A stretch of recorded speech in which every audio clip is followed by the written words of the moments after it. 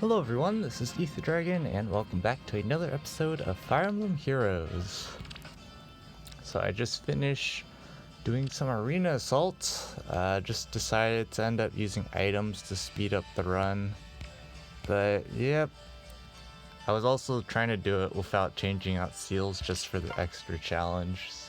That was interesting. It's definitely a lot more difficult when your units have less attack and bulk and whatnot. But let's get straight to the replays, which again should not be a surprise that it's super straightforward how people approach this team. Guard on Brunya, interesting tech. I don't think it works out for them here because their healing tower gets wrecked and Duma chips, but it's Brunya. She should be able to do a decent job here. Unfortunately, they don't quite execute it quite properly. But they have the dragon effectiveness, so Duma isn't just actually only barely an easy one-shot. That's an unmerged Duma, so I think we all know what would have happened instead, but obviously this play is not going to work very well because even though she takes out Chrom, which is not much of a surprise, there's Elwood afterwards. So again, you can't proc Gale Force. That's a pretty common theme. I feel like I should just make him plus speed, but it almost feels like it doesn't matter because a lot of the times where he doesn't double, the margins are way more than just 3 speed. So here Legault's going to miss the kill by 1 again. I definitely need to get some sort of special up on Legault turn 1, to be honest, if I want him to actually do something. Otherwise, I might as well replace him with some other unit, because realistically speaking, I mean, I guess he has the Cleaner Plus, but still, it's very interesting. This person definitely does not like infantry units on defense.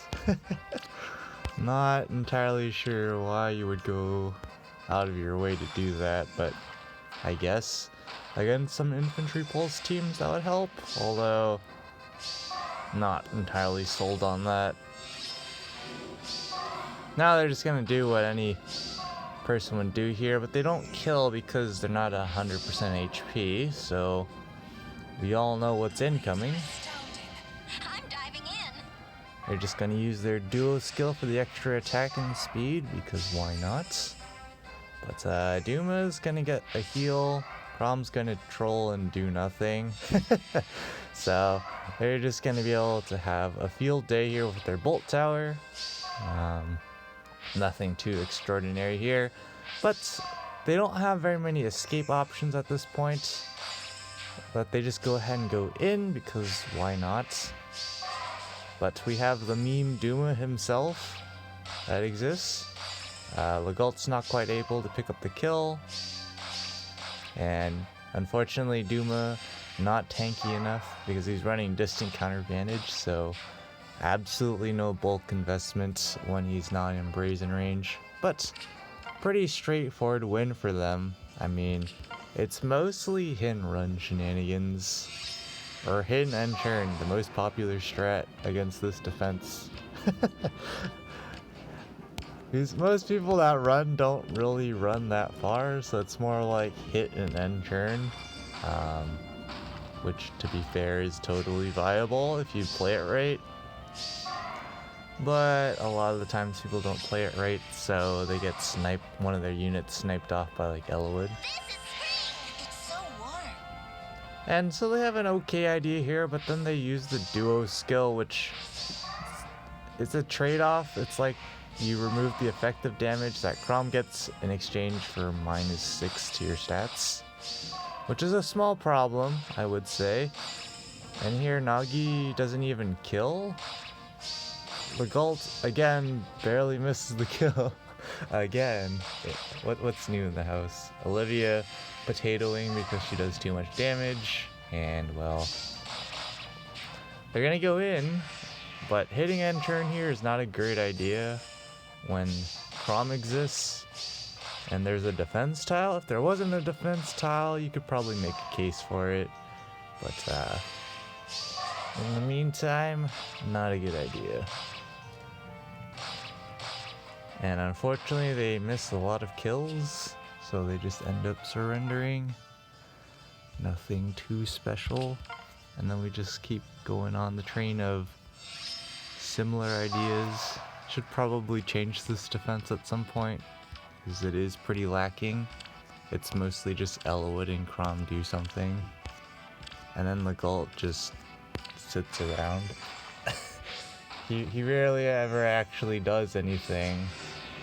It's pretty rare. It's like, yes, I don't have max dragon flowers on him, but it's like you really shouldn't need him to be at plus 10 dragon flowers to get some value. I just need to get probably a better dagger on him, and more likely than not a better damage output, aka having a special on him. Here they use Naga against the Duma, but we all know the problem with doing that is Naga has basically no bulk if you don't invest, so Duma just happily one-shots her. And they're just gonna use Altina here. Panic playing her, not necessarily the greatest idea, but I mean, if she kills, but unfortunately she's up against Defense Tile, Blazing Durandal, or Find Elwood, so that's not gonna go well. And at least Legault picks up the cleanup kills, so that's something. Feels bad, man. Legault's really not doing that much. He can be pretty decent because as long as he doesn't get doubled, trademark. But you know, his single hit bulk in general, because it's double Duma, so he's really only getting plus 10 HP to it for his bulk. He's pretty decent in terms of one hit bulk. A lot of units don't get that high of a base attack stat to one shot. Of course, some units spam specials, or you have like Matthew with Broadleaf, but there's Hardy Bearing, of course, so I mean, that's not Matthew Broadleaf, he has Spy's Dagger. Here they put him into 1 HP, which I don't know if that was a good play, but I'd rather have HP and be in advantage range than be at 1 HP. It's a bit suspicious.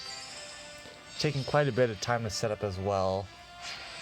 Not totally sure what they're up to.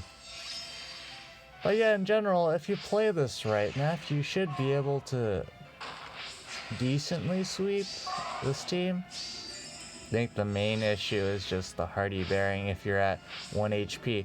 I feel like if he wasn't at 1 HP and he invested into just having some HP advantage range, then he would be able to just face tank Legault and basically ignore Hardy Bearing. But unfortunately for them here, Duma bonus means he gets to live. Feels bad, man. And Crom's just gonna do Crom things and not double. So, feels bad, man. But they timed themselves out because they took too long to set up. So, feels dirt, man. We will be back in a second. Alright, allergies being allergies. Runny nose. Oh, I just noticed. I will be back again. Alright, didn't notice that my runny nose just decided to casually drip everywhere, but pretty heavy investment team. Basically max merges across the board. Of course, if I actually engineered my defense to be moderately better, then stuff like this wouldn't happen, but it's pretty straightforward way to beat this defense. Of course, Pulse Smoke is kind of recommended if you don't have a strong backline, so something like this is fine. Of course, if LOA gets into Wings of Mercy range, that's a problem for some people, but knowing Legault, he probably still would have missed the kill anyways on the Wings of Mercy, so yeah. But in general, Brave Ike, the biggest way I feel like I would probably take him out is just by raw power and just preventing him from getting free big heals, like the first Duma. If he only attacks once, Ether definitely gets less value if he doubles back. So just in general, keep preventing Brave Ike from just getting free heals like that would definitely help, but I'm pretty sure I feel like I faced this person on offense. I could be wrong. Maybe it was Arena. I forget. I remember running into them somewhere. Might have not been this particular season, but the name seems vaguely familiar. Here we have the Erica Strat, which, I mean, not a terrible idea against this team. Activating the Bolt Trap, perfectly fine. They didn't have Erica in range. And I guess Altina has Vantage, not that she's probably going to be doing that much. But in general, Kaden plus Erica, it's definitely one of those compounded problems because they both rely on field buffs. So if there's like a panic heavy team or whatever, or I don't know about lull heavy because Erica still benefits from Kaden. But just in general, panic, if she misses kills or whatnot, things can definitely go wrong. This is definitely not the greatest idea to just pack your units all together, because the moment you miss a kill is the moment things go terribly wrong. As you'll see here, the Galt Canal will just jump in, pick up another kill, and of course they were still gonna drop someone if they had their other units away, but I feel like if they could have gone out of here with fewer deaths, aka not a complete wipeout, but that's how it goes sometimes. And yeah, needs more power against Chrom there. And she wasn't even at 100% HP, mind you, so Rangreether wasn't reducing her attack and defense, which is relevant, I believe, for her special. So it was just like not even close in that respect. But here we have a pretty classic hidden run idea. Catapult in a good lane, so they're just able to pick up some breaks on pretty key structures so they don't have to burn as many turns, and they're gonna hit and run like this, which is okay, but they could have set it up probably to run even further, because of course we all know this is gonna happen. And Elwood picks up a double kill, never gets into Wings of Mercy range unfortunately, and Chrom's looming in the back, so they're gonna go attack into him, but he does too much damage, he even doubles. So Chrom's just gonna pick up another kill, and Altina's not quite in Vantage range, so not a chance there. And finally, last one for now, probably last one of the season. Interesting. The duo Alphons actually just casually miss kills? Probably. That would be my guess. Oh yeah, there's no merges at all. That would make sense. With more merges, I would definitely expect the duo Alphons to sweep. Especially with duo Micaiah, but I'm guessing they just did not, there's not enough merges for power, or they goofed somewhere. 'Cause you should be winning these kind of matchups with duo Alphons, not gonna lie. Especially since, maybe, I don't know, I feel like Duma wouldn't be doing that much. Here we go. How much speed does Duma have? 22? Yeah, he's not doubling. This Duma can't double because he doesn't have Bolt Fighter. I'm not. So beautiful. You're very dapper. Okay, I think I know where this went wrong. They probably should have used the defense tile. You definitely have the space to break the defense tile. I mean, the panic manner if you want to buff yourself. But not killing here is, yeah, that's exactly how I would have to beat a duo Alphonse. But if it was a plus 10 one, even if Chrom lived, the duo Alphonse have more HP and stuff, so we still wouldn't be able to kill. The idea is it's very close, and with Chrom that low on HP, Open the Future would not heal that much. So that would allow us to cheese our way that way. Advantage on Grima, going to pick up that kill. But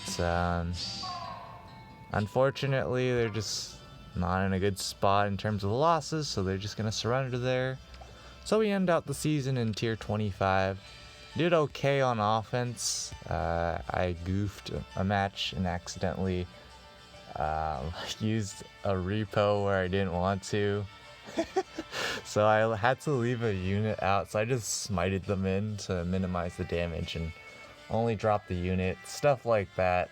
Sometimes you have to make those tactical sacks once you've already made the mistake, because you're not gonna get much better than that. But yeah, allegiance battles, the resonant battles, all this stuff, all the same shenanigans. I expect we might not even be able to climb intervals at some point, but we'll see. As time passes, we'll be able to eventually.